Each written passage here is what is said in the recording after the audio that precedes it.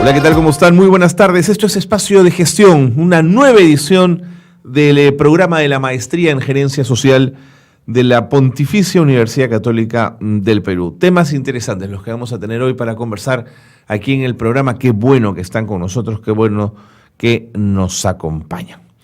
Hemos, ¿cuánto? Yo voy a aventurarme a decir un número, pero mi invitada me va a corregir. Creo que 10 o 15 años, no más, que escuchamos hablar de las TICs y su importancia.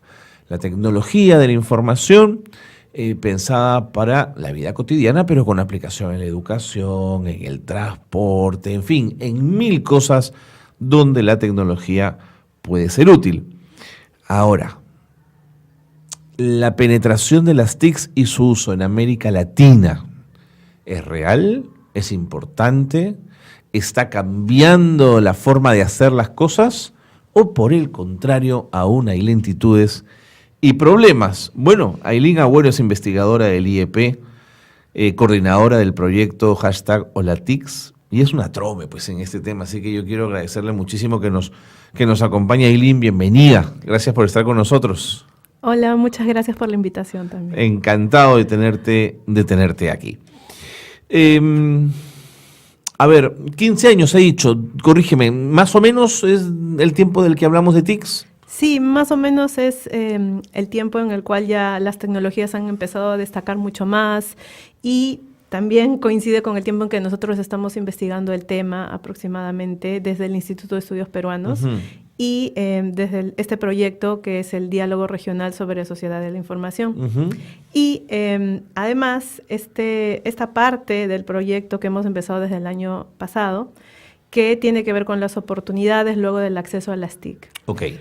Hace un tiempo, cuando empezamos estas investigaciones, para nosotros un factor fundamental era ver qué tan difundido estaba el acceso. El acceso, por supuesto. Si estaba llegando. El primer peldaño de la escalera. Así es. Y en aquellas épocas, lo que encontrábamos en la región, porque Ajá. nuestros estudios se enfocan en la región de América Latina. En América Latina, claro. Sí, el principal problema era la asequibilidad. Incluso hicimos, de los primeros estudios que tuvimos, encontramos que el servicio de telefonía móvil era el más caro en el Perú, y todo eso generó un poco de, digamos, nos invitaron del regulador de telecomunicaciones en el Perú para que expliquemos cómo habíamos hecho todo el estudio, porque fue algo fuerte. Entiendo. En comparación a Argentina, Colombia, etcétera, otros países que incluimos en la investigación. En ese momento, cuando hablas de acceso, ¿centras la investigación en el acceso al móvil? Sí, simplemente si alguna vez habías utilizado un teléfono móvil. En esa época donde habían los, le llamaban los chalequeros, los que se paraban en las esquinas. Y te ofrecían el teléfono para que hablar. ¿De qué año estamos hablando? Eso ha sido en el 2006. 2006, hace unos 12 años. Más o menos. Ok. Sí. ¿El regulador se sorprendió? Obviamente, fue un shock para ellos, por eso fuimos invitadas con Roxana Barrantes, claro, que es investigadora principal del IEP también. Uh-huh. Y bueno, fue para nosotros bastante importante, porque no es que nosotros hagamos las investigaciones simplemente porque somos curiosos. Nuestra intención es impactar en las políticas públicas. Exactamente, así es, generar algún tipo de impacto y que haya este tipo de evidencia sólida. Así es, para la toma de decisiones. Exactamente, sí. De acuerdo. Entonces, hace 12 años teníamos un problema de acceso real. Sí, era la asequibilidad, básicamente. ¿Había buena conectividad en ese momento? En ese momento todavía. Era muy complejo el tema en telefonía móvil, más aún en el tema de Internet. Claro. Porque a lo largo del tiempo es que se ha ido desarrollando. Por ejemplo, también tuvimos oportunidad de participar en este plan que hubo para el desarrollo de la banda ancha en el Perú. Y ha habido así, bueno, en toda la región también. Y en el tema también de el servicio universal. Okay. Hemos hecho algunos estudios tratando de ver qué factores, cómo se están utilizando los fondos de servicio universal. Entiendo. En la región, en el Perú, para llegar a esas zonas que están más alejadas. Entiendo. Uh-huh. ¿Esos problemas de acceso tenían que ver con qué? ¿Con operadores que hacían un cálculo de mercado muy prudente en vez de arriesgar e invertir para tener más acceso? ¿Había pocos operadores? ¿Cuál era la lectura? Sí, bueno, nuestros estudios siempre han estado enfocados desde el lado de la demanda, ¿no? Entonces, para nosotros siempre lo primordial ha sido ver qué cosa hace el usuario común. De acuerdo, la gente. ¿No? Sí, claro. Y por el lado de la oferta, lo que hemos visto, bueno, Roxana Barrantes, con quien trabajamos todo este tiempo, ella ha trabajado en el regulador, entonces tiene muchísima experiencia. Y lo que hemos visto, básicamente, tiene que ver más con un tema de la infraestructura. La infraestructura, hasta ahora, si tú ves el mapa del Perú, el tema de la fibra óptica solo lo ves desarrollado en la parte de la costa.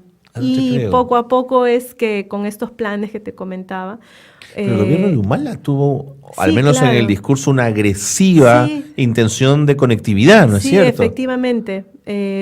Pero es poco a poco que se ha ido esto ampliando, llegando a la selva, donde ha habido programas también para poder impulsar el acceso a Internet. Seguro. Para nosotros el principal reto que vemos es que estos estudios necesitan mirar justamente lo que nosotros tratamos de hacer. ¿Qué cosa hace el usuario? ¿Le interesa el servicio? ¿Sabe utilizarlo?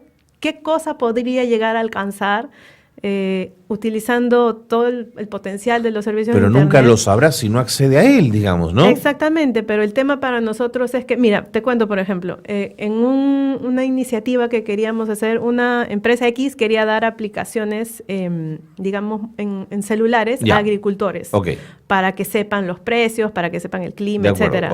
Pero no tenían idea de que si en la zona donde se ubican había Internet, si tenían un celular, por último. Había costumbre de uso del celular, por supuesto. Exacto, o que si hay confianza en este tipo de tecnologías. Buen punto. Entonces, para nosotros el principal reto, como te digo, en este tema de llevar el servicio a la selva u otras zonas, primero es ver qué cosa hay, cuál es el contexto, qué está pasando, la gente lo necesita o no lo necesita. Entonces, por ejemplo, como te comentaba, el proyecto es en la región. Hemos tenido oportunidad de conversar con la gente del Ministerio de la Modernización en Argentina. Entonces, ahí hemos visto que desde el año pasado hay una política muy fuerte de ir a lo largo de todo el territorio y enseñar a las personas. Se están enfocando básicamente en mujeres. De acuerdo. Y les muestran, ¿no? Mira, así puedes crearte un correo electrónico. A este tipo de información puedes acceder. Pero me estás hablando del 1+1, digamos, el primer día de clase. Exactamente, sí. Entonces es algo que nosotros consideramos también sería necesario emular en el Perú, porque incluso tú y yo, por ejemplo, podemos tener muchas aplicaciones, muchas cosas para hacer, pero si no tenemos una idea clara de todo este potencial, entonces no, por más que tenga ahí el servicio, no se va a poder beneficiar uno, ¿no? Y otra cosa que también en el tema de políticas públicas es interesante y es muy importante, y se ha empezado a ver un poco desde el año pasado en algunos ministerios, este hecho de contar con una dirección o un equipo que se encargue del seguimiento y la evaluación de los programas, los planes que haya. O sea, como te digo, no solamente ir, brindar el servicio y ya está. Ver primero, tener un diagnóstico de qué es lo que está pasando y pasado algún tiempo, ver qué impacto esto ha tenido. Enfocarnos en cierto tipo de indicadores para ver si ha habido algún avance o algún retroceso, que no es lo esperable, ¿no? Por supuesto. Pero la idea para nosotros es contar con este tipo de evidencia, como te comentaba, pero no solamente con indicadores y porcentajes, sino también complementar todo esto con estudios cualitativos, realizar entrevistas a profundidad, conocer en sí cuáles son las necesidades de comunicación, de información, de las personas que utilizan las tecnologías. De acuerdo. Año 2017, 2018 en el que estamos. ¿Cuánto avanzamos o cuánto retrocedimos, Aylin? Bueno, en el tema de, por ejemplo, las razones que señalaban, hace un tiempo te comentaba, la principal barrera para utilizar la telefonía móvil era el tema del precio, la asequibilidad. Ahora, eso ya no es el caso. Ya no es un problema. Ya todo el mundo tiene uno o más de un celular. Pero, por ejemplo, para el tema de Internet, la principal barrera ha pasado a ser que no saben utilizar el servicio o no tienen interés. Para el teléfono móvil, bueno, ya como casi todo el mundo lo tiene, entonces el grupo que nos señala que ya no poseen un celular, pues es mínimo. Es mínimo, casi marginal. Bastante reducido, sí. Y las personas, perdón, que teniendo ya el acceso, ya el celular, desconocen el uso y desconocen las ventajas y los beneficios de Internet. ¿De qué segmento o nivel socioeconómico estamos hablando, Aylin? Bueno, ese tipo de información, por ejemplo, hemos podido profundizar con los datos de uso de aplicaciones en celulares. Ajá, interesante. Hemos visto que el uso se enfoca básicamente en aplicaciones de mensajería y voz. Nada más. Eso es todo.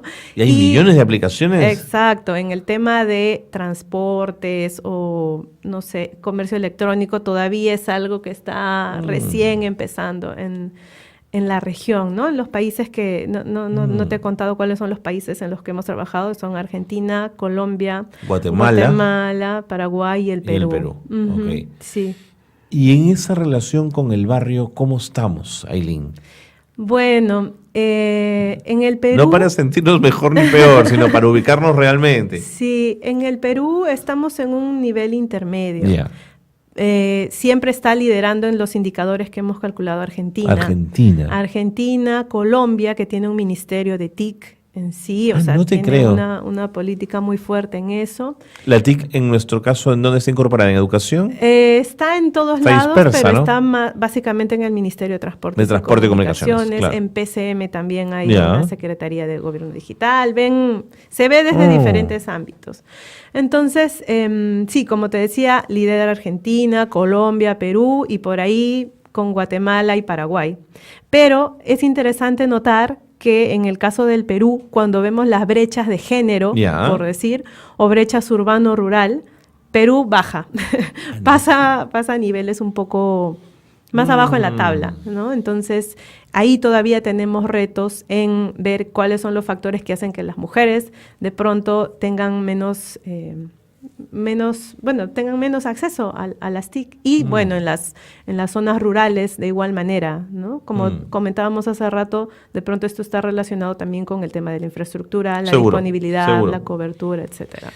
Una pregunta antes de irnos a la pausa. ¿Pudieron hacer un cruce que demostrara que a menor uso de aplicaciones esto redunda o tiene que ver con pobreza extrema? ¿Se puede hacer ese cruce? Sí.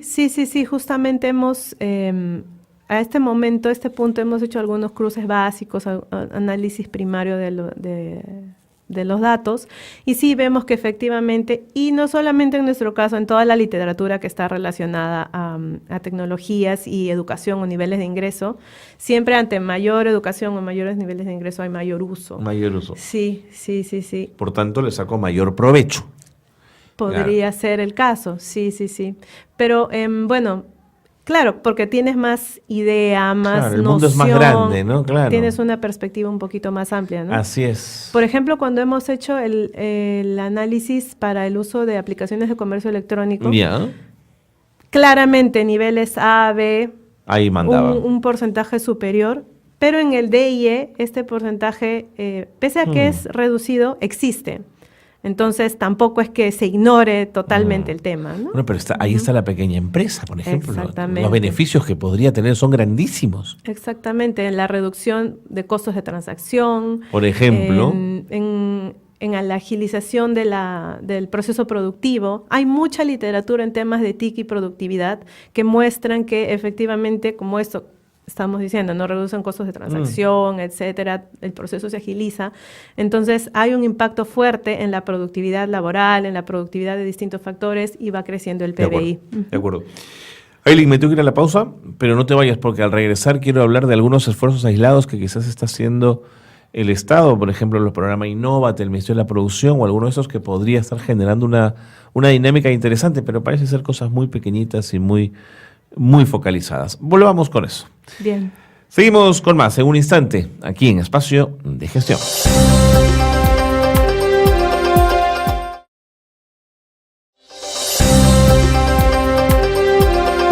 Seguimos en Espacio de Gestión. Aylin Agüero es investigadora del IEP y es coordinadora del proyecto #HolaTICs, un proyecto que analiza el uso de las TICs en el contexto de 5 países de nuestra región, en Argentina, en Colombia, en Guatemala, en Paraguay y en Perú.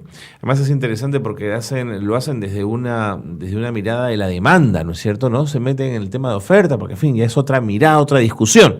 Pero en el tema de la demanda es importante y la necesidad de los usuarios de poder hacer uso de estas TICs.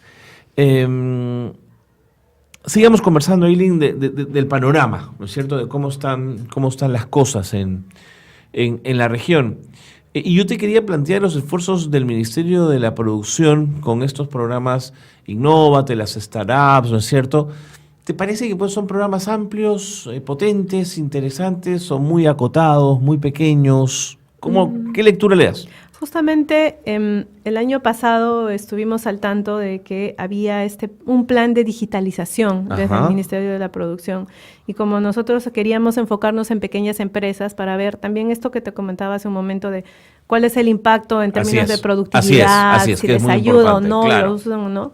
Entonces, emprendimos un trabajo en la zona de Villa El Salvador. Cuéntame. Para ver qué uso había efectivamente de ¿En el parque industrial? Tecnologías, los productores de madera.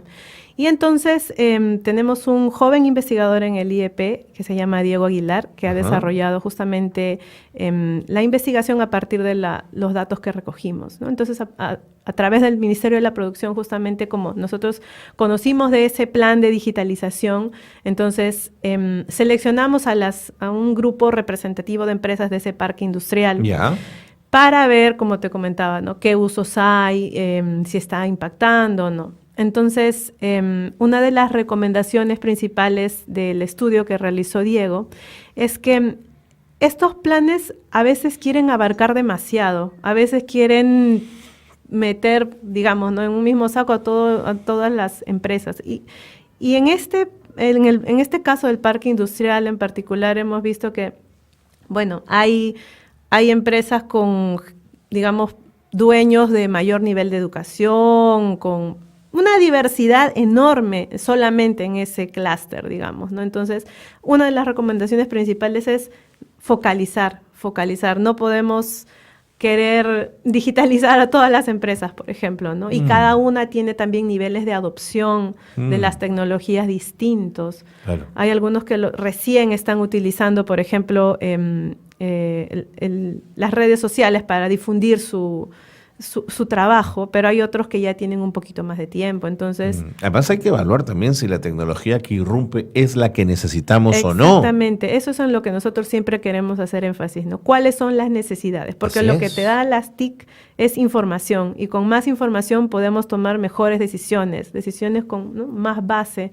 Entonces, si tú no tienes claro qué es lo que necesita la gente, no se lo puedes dar así nada más por dar. Entonces, desde nuestro punto de vista, el tema es focalizar, no hacer programas tan amplios. De acuerdo, de acuerdo.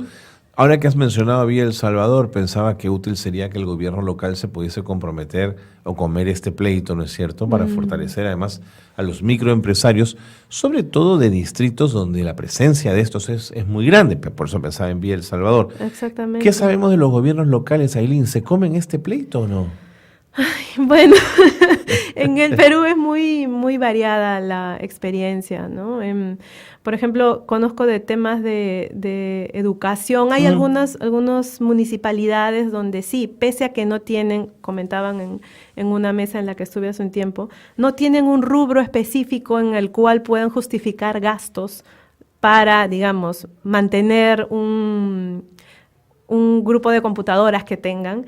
Hacen efectivamente un esfuerzo, pero no todas pues están tienen el chip de que no tratemos de brindar la tecnología, no tienen como te digo, el presupuesto para dar el mantenimiento a las máquinas. Entonces constituye un reto todavía importante. Claro, en tú el pones Perú. Un salón de 20 computadoras y hay que no solo pensar en ponerlas, hay que mantenerlas y además actualizarlas y potenciarlas de cara al futuro, digamos, ¿no? Claro, hay otras investigaciones que se han hecho también desde el IEP, de los programas que han dado las laptops estas a Exactamente, los niños. por Entonces, ejemplo.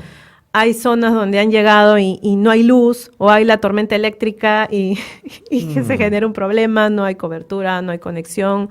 Entonces, siempre, una vez más, aunque les aburra, hay que tener el contexto claro, las condiciones en las cuales se va a brindar este servicio, y entre otros. Ahora, ¿existirán en el Perú clústeres o empresas suficientes que creen aplicaciones para nuestra realidad y para nuestro contexto y no tener que depender quizás de las aplicaciones habituales que vienen de la India, de Estados Unidos o de China, no sé, por poner nombres importantes? Sí, justamente la Internet Society ahora nos ha, el tema que mencionas, nos ha encargado quiere que hagamos con ellos una colaboración para ver qué está pasando con lo que mencionas, porque se está dando un proceso de consolidación de la economía del Internet. Así es. Todo está decidido prácticamente por Google, Facebook, Amazon y por ahí uno más, ¿no? Entonces, el tema que mencionas es importante. Nosotros todavía no hemos mirado a profundidad si es que se está generando este tipo de iniciativas en el Perú. Todos los servicios que yo contrato por Internet son de países del hemisferio norte. Todos. Exacto. Entonces, sí sería importante brindar algún tipo de... Ahora hacen este tema de las hackatones, ¿no? Para el desarrollo de aplicaciones. Sí, por ejemplo, ¿no? Entonces, pero claro, yo puedo desarrollar mi aplicación, pero luego ¿cómo la implemento? ¿Cómo la financio, no? Por ejemplo, el año pasado tuve la oportunidad de participar en una hackatón que organizaron en los telecentros de la Amazonía. Ya. Entonces, juntaron a unos chicos de la zona de Tarapoto, de Huánuco, etcétera, y les pidieron que desarrollen ideas sobre cómo podrían aportar al desarrollo de su zona, de donde viven. Con una aplicación. Con una aplicación. Claro. Entonces, tuve la oportunidad de participar como jurado y los chicos desarrollaron aplicaciones de turismo, aplicaciones de medicina natural, aplicaciones de venta de pescado. Me acuerdo mucho porque esa fue la que ganó, se llamaba Timbuche Pez. Entonces planteaban el tema de la distribución de los pescados de la zona. Y así también había otra aplicación que era sobre el tema de el transporte.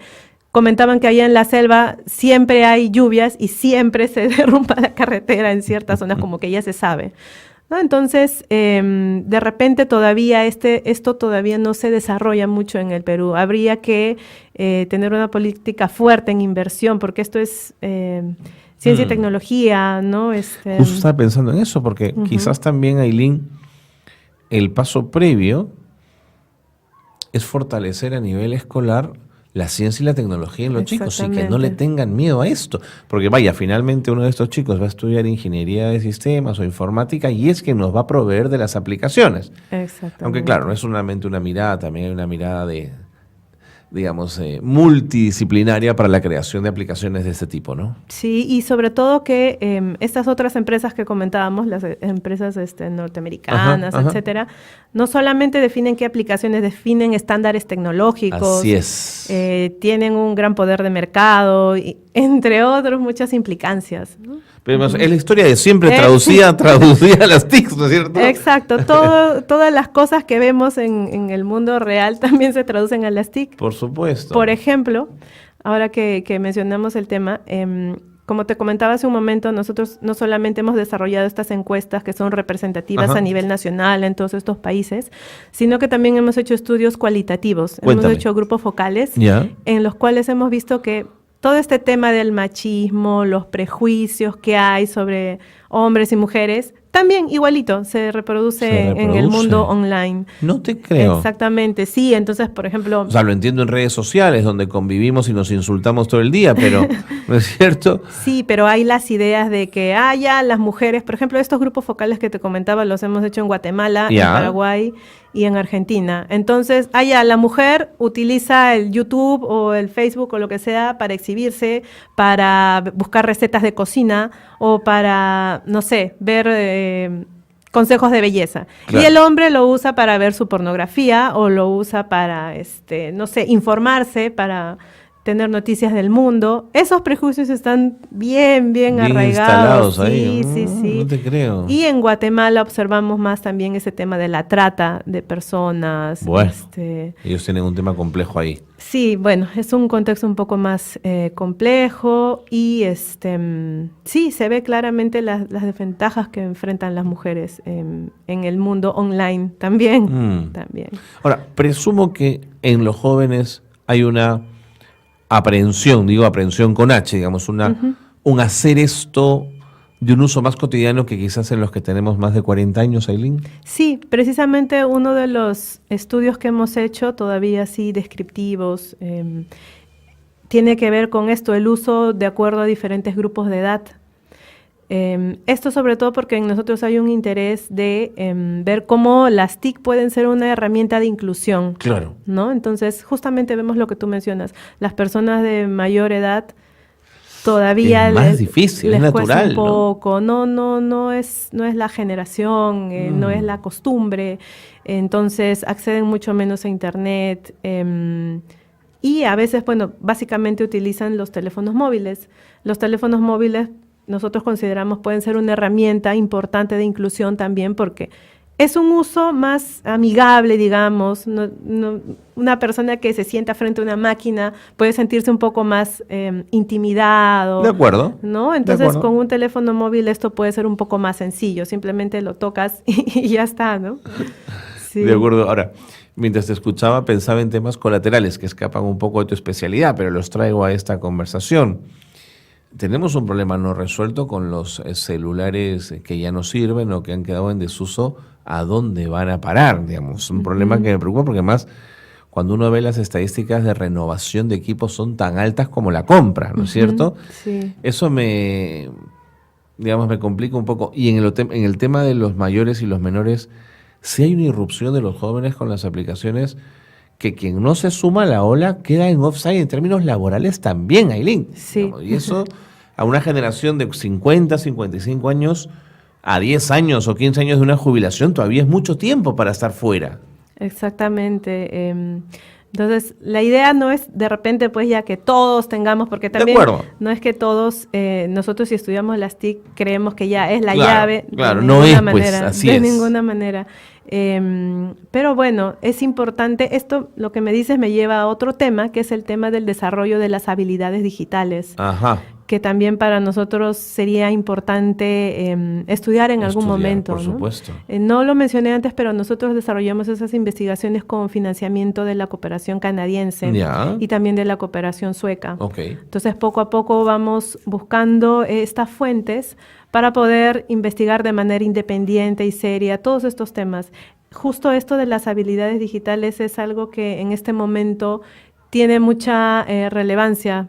Como te decía, si uno no tiene idea de cómo hacerle clic o cómo crearte un password, entonces es un reto importante, ¿no? Y sobre todo para, bueno, desde la perspectiva de la economía, para nosotros es importante medir todo. No, entonces, ¿cómo podemos medir cuál es el nivel de habilidades digitales? Hay diferentes formas, pero todavía estamos en nada por el momento. Aylin, hay que continuar. Esta es una misión importante. Gracias por haber estado aquí. Ha sido un gusto tenerte en el programa. Y, por supuesto, el IEP invitado, cuando quieran, a Espacio de Gestión. Muchísimas gracias. Muchas gracias también. Aylin Agüero, investigadora del IEP y coordinadora del proyecto #HolaTICS, ha estado con nosotros en el programa. Pausa y venimos con más. No se vayan.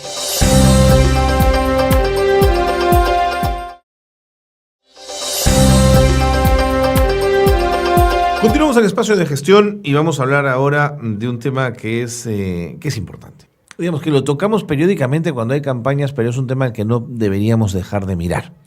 Tiene que ver con el virus del papiloma humano, uno de los tipos de cáncer más comunes en las mujeres en nuestro país.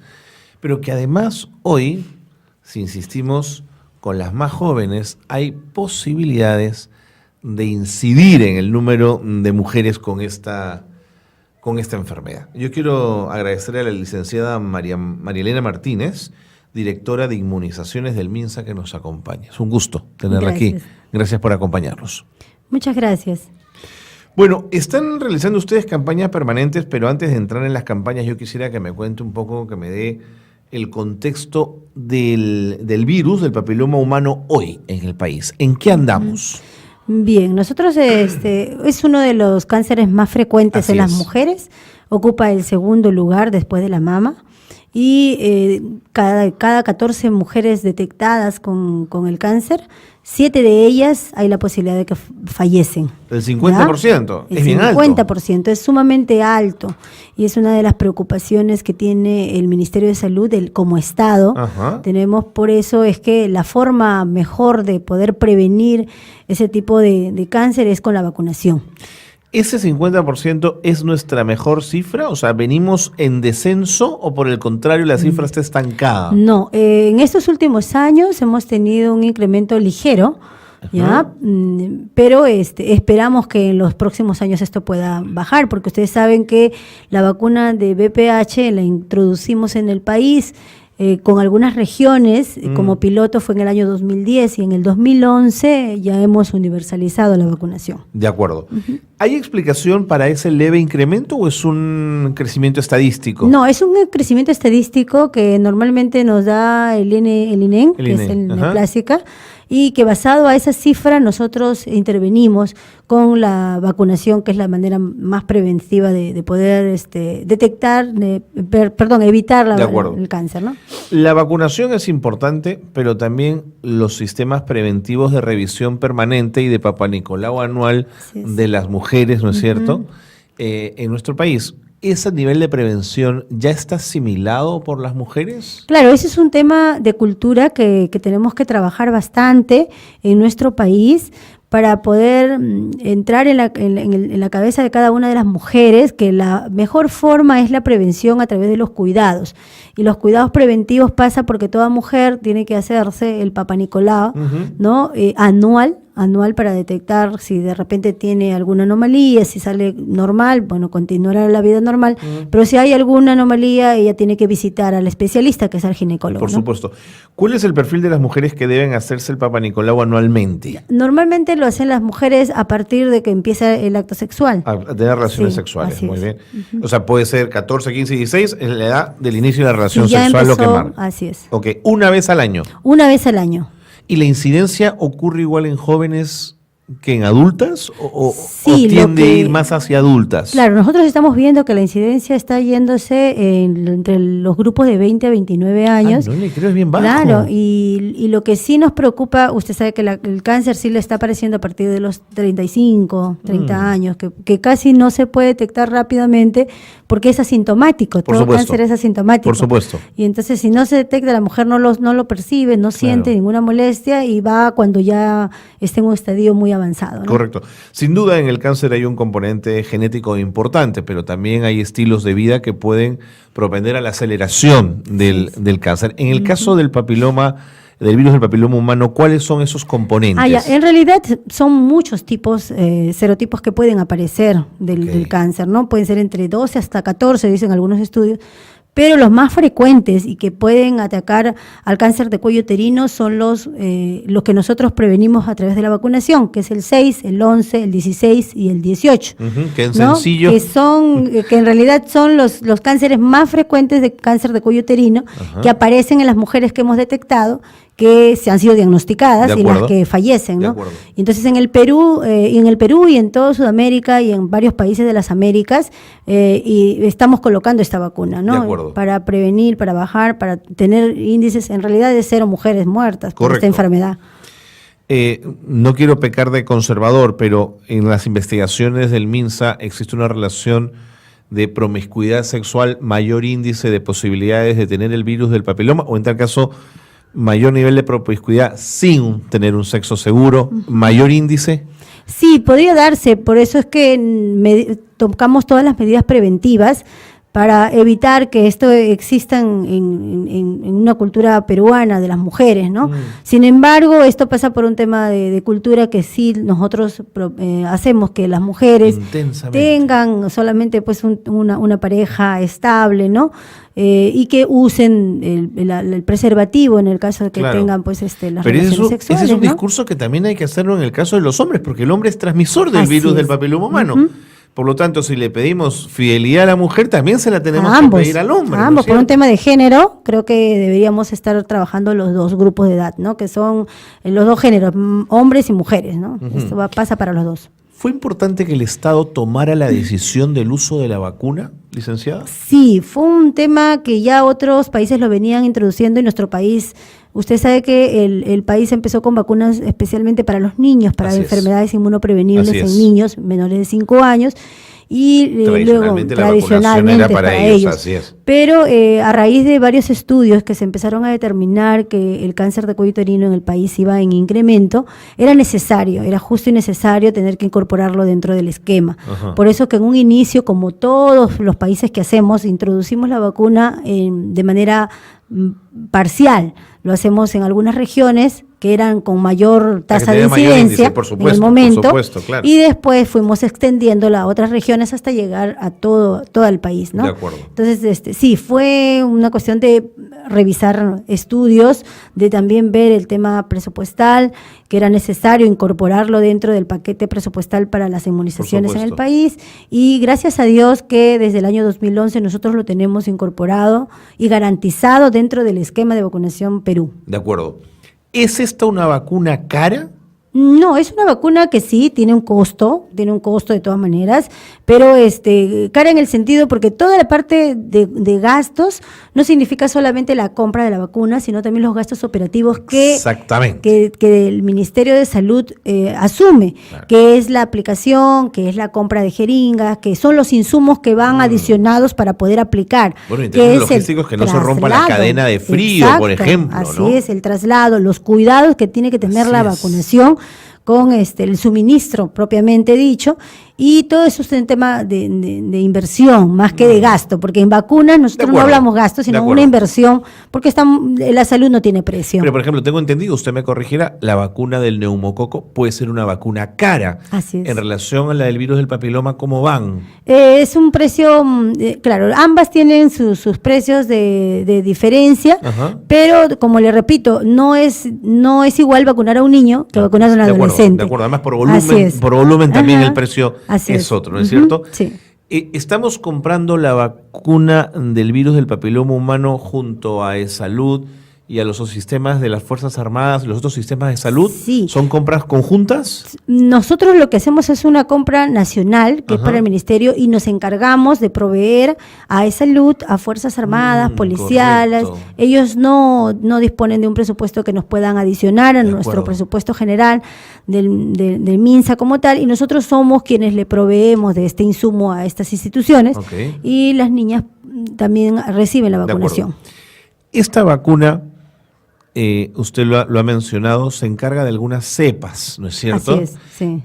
En ese sentido, ¿es la vacuna más moderna o hay otras que cubren más cepas y que todavía no están en el sistema nuestro de salud? No, las que nosotros colocamos son las que normalmente, las más completas, ¿no? Las más completas. Sabemos que el cáncer de cuello uterino pasa por la serotipo 6 y el 11, el 16 y el 18, que cubre verrugas genitales, que también generan un tipo de cáncer. Por supuesto. ¿No? Entonces, son las mejores que estamos colocando. Además, que la compra, nosotros no hacemos compra directa, siempre pasa por un fondo rotatorio que lo hace la Organización Panamericana de la Salud, y con ellos nosotros garantizamos la seguridad y la eficacia de nuestras vacunas. Y además eliminan la posibilidad de la corruptela en la compra también, de todas maneras, con un sistema como este. Sí. No, definitivamente nosotros no hacemos compra directa como algunos otros países que de repente pueden salirse de un fondo, que son decisiones políticas que puede tener cada Ministerio de Salud. Nosotros todo lo hacemos a través de la Organización Panamericana de la Salud y son vacunas eficientes, seguras. Por supuesto. Quiero seguir hablando de este tema, pero quiero sacarla un instante a raíz de lo ocurrido con el tema del sarampión. El sarampión pensábamos que era un asunto desaparecido. ¿Qué significó esto? La aparición de una nueva cepa, era un nuevo virus, nos descuidamos un poquito en prevención. ¿Qué pasó? Bueno, nosotros sabemos que a nivel mundial tenemos alta migración, no solamente en nuestro país, sino en Europa, América. Ahora, imagínense, en el mundial dicen que han ido 20.000 peruanos. Entonces, por eso hemos insistido en la vacunación antes que estas personas viajen al mundial, porque sabemos que en Europa hay hay la enfermedad y en otros países, para que no puedan traer y tener nuestro país libre. Estos casos que ocurrieron fueron de nosotros, son territorio peruano, pero también los denominamos importados, o sea, son aquellos que llegaron a un lugar donde había pues una fiesta donde asistían no solamente peruanos, sino también extranjeros. Entiendo. ¿No? Y Puno es una ciudad muy atractiva. Que recibe gente y que recepciona, ¿no? Entonces, solo todo el sur, todo el norte, bueno, el Perú es maravilloso, así que lo visitan un montón de extranjeros. Ah, pero la Candelaria es la Candelaria, digamos. Así es. Claro. Entonces, nosotros por ahí vienen los migrantes y muchas veces no sabemos cuál es el estado vacunal. Para eso el Estado ahora hemos implementado nosotros una vacunación dentro de las zonas de fronteras. Y la estamos cubriendo al 100% con la vacunación sarampión y rubiola, porque el sarampión ya nosotros habíamos erradicado y el último caso que apareció fue en el año 2000, ¿no? Entonces tener después de 18 años un caso, ¿no? De verdad que fue bastante doloroso en el sentido, pero también a la vez nos permitió tener que activar nuestro sistema en el sentido un poco de espacio de confort, digamos, ¿no? Hacer una revisión que está pasando, pero lo importante de esto es que el brote fue controlado, porque no tuvimos más casos, es verdad. No tuvimos más casos a comparación de otros países que sí entendemos que hay más casos todavía.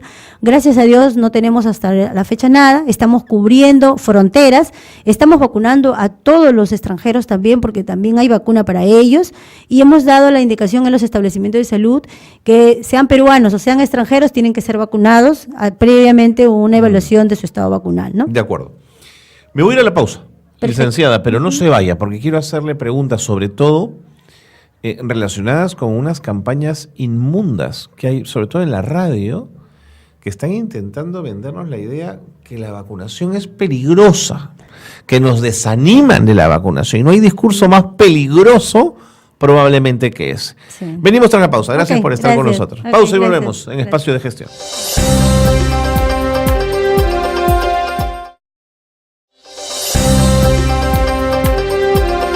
Seguimos en Espacio de Gestión. Qué bueno que se han quedado con nosotros, porque nuestra invitada es digamos, la más trome en el país en el tema de inmunizaciones. Es la directora de inmunizaciones del MINSA. O sea, más que ella no hay nadie que sepa más de este tema. De pronto un par más por ahí, un poco distraídos.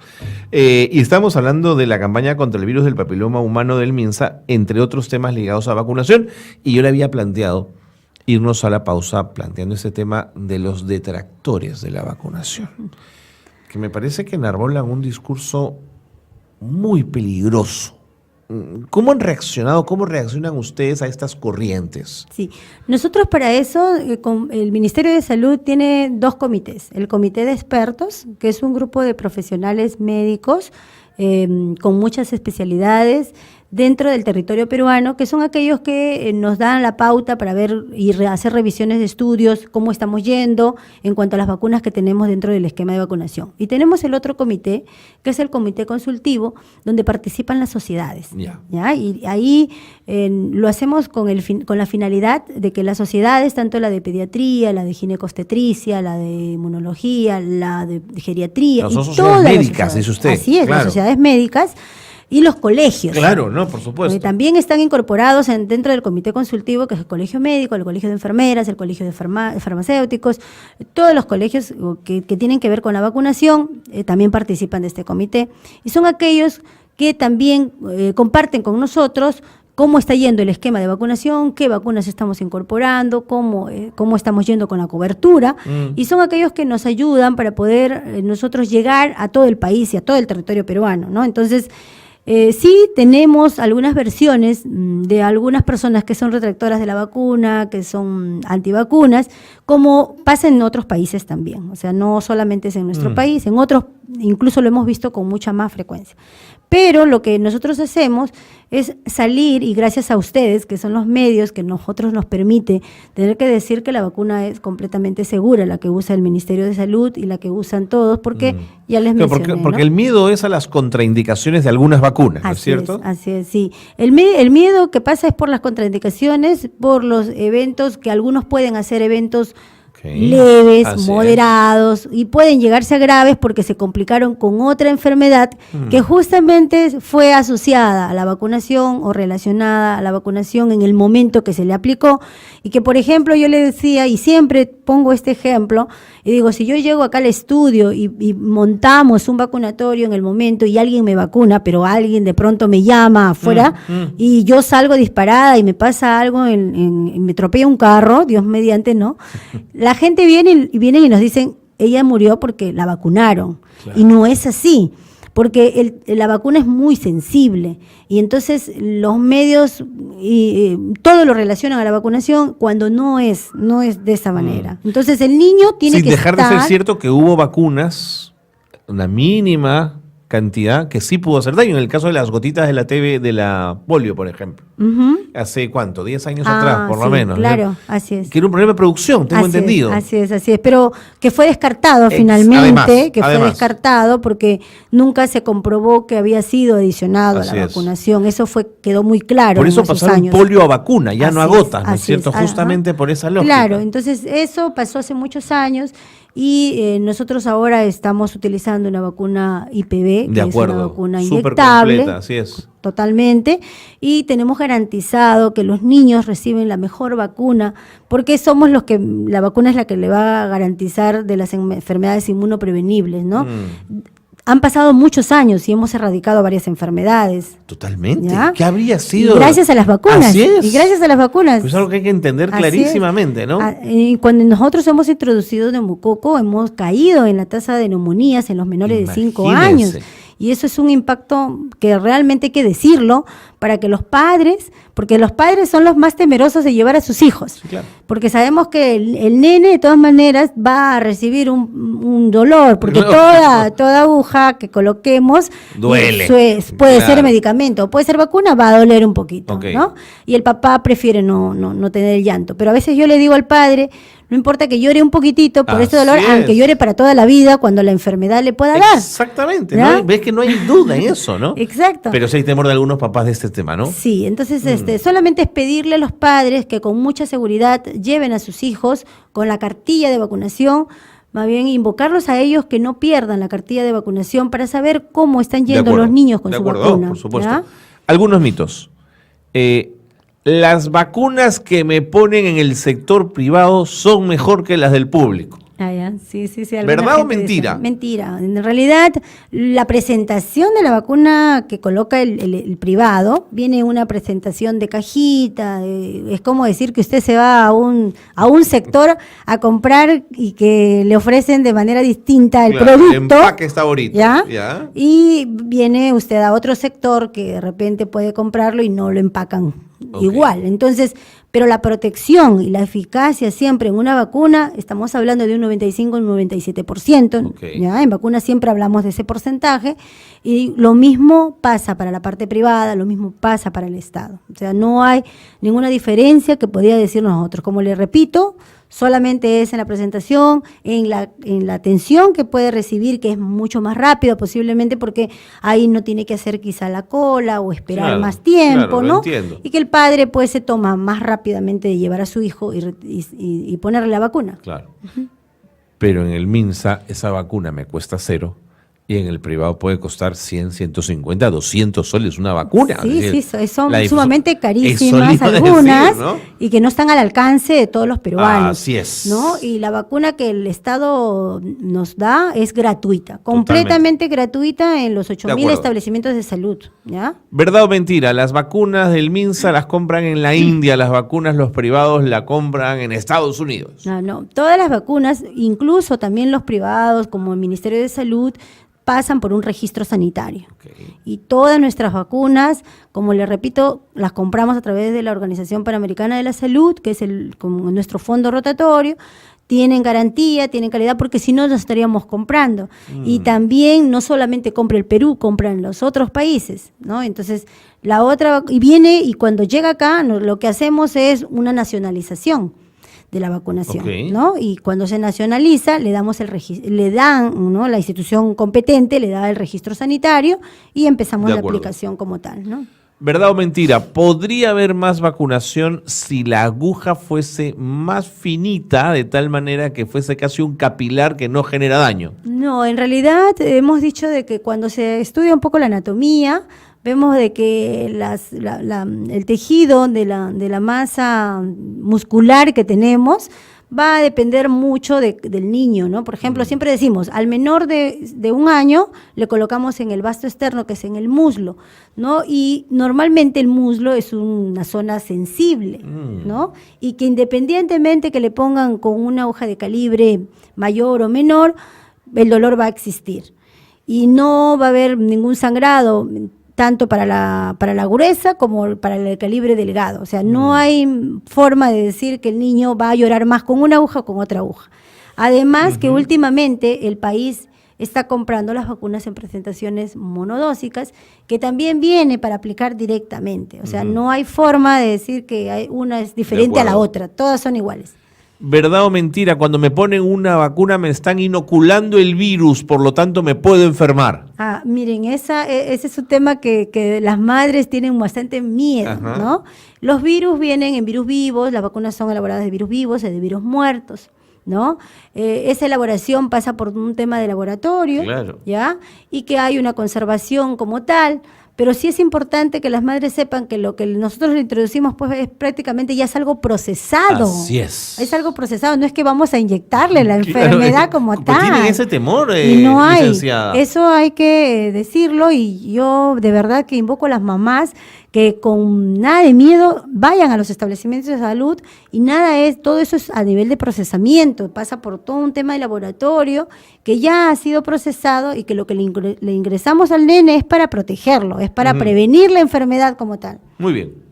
Vamos con la campaña porque ya no quiero que se me pase más el tiempo. ¿Cuáles son las campañas que están emprendiendo contra el virus del papiloma humano? Nosotros ahorita empezamos la campaña desde abril con la campaña de papiloma. ¿Ya? Continuamos vacunando. Okay. Más bien, yo quisiera que los papás que aperturen los centros educativos porque las brigadas están llegando a vacunar a sus niñas. Entre 10 y 12, corríjame. Entre 9 a 13 años, 9 a 13. Especialmente las niñas que están en el 5º grado. Okay. Pero si hay alguna niña que no está en esa edad, pero está en la edad del grupo de 9 a 13 años, puede ir a los establecimientos de salud a aplicarse la vacuna. Pues ese día no fue al colegio, así es. Puede ir al centro de salud. Puede ir, ¿ya? El padre, eso sí, tendría que llevarle a una persona mayor para que firme el consentimiento informado que le van a proveer. Y la niña automáticamente, no olvidarse de llevar el DNI, porque ahora el Ministerio de Salud maneja un padrón nominal. Fantástico. Es decir, sabemos qué niña se ha vacunado y qué niña aún todavía falta por vacunar. Es extraordinario, seguro con una pistolita que lee el DNI, ya no es a mano ni siquiera. Es decir, hay un centro de salud al que se le asigna un número de colegios de la zona. Así es. ¿La estrategia? Por jurisdicciones. Por jurisdicciones. Cuénteme ese detalle.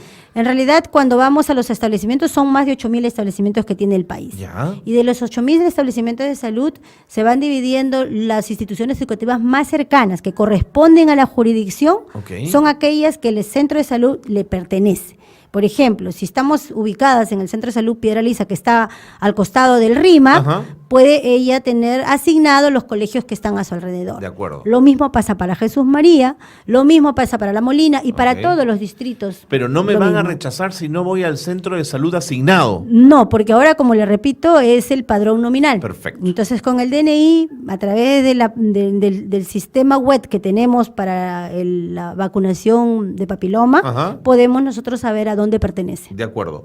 He escuchado este discurso ultramontano, conservador, digamos, ¿no?